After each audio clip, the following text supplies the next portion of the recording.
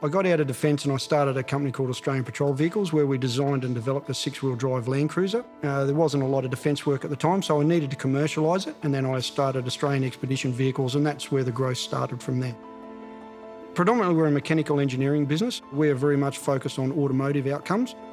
We look towards veterans and other people to come on board because we do things in a certain way, which aligns very much towards a militarised type mindset.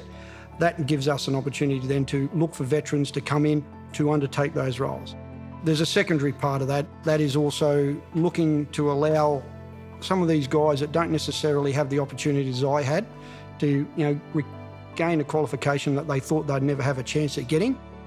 One of the key aspects is trying to understand their skills that they feel that they can contribute the most. And that is one of the mechanisms that allows us then to understand what their limitations are. I think the biggest issue that faces veterans, especially combat veterans, is that there's a sense of camaraderie and community that they have while they're in defence.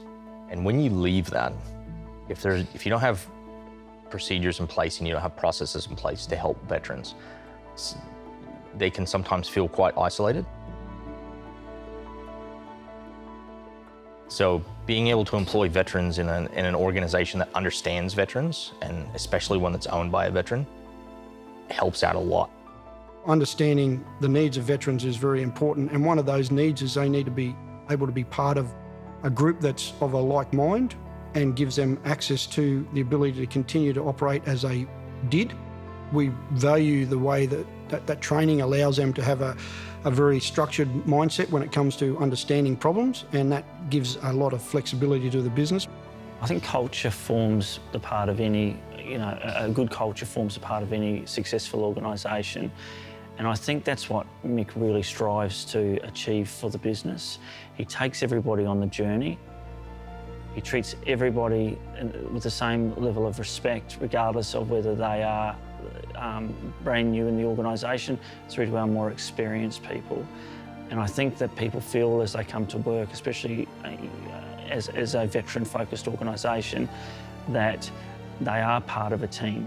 So he takes the time to sit down and come up with a structured plan for his workers to make sure that they have the best plan in place to enable them to integrate back into the workforce. So to have an environment where you're able to balance your situation with working is really advantageous, and it's something AUV does, I believe, really well.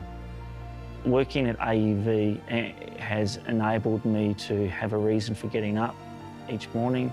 It gives me a reason for coming into work, and it gives me, I feel valued again. So understanding the needs of veterans is very important.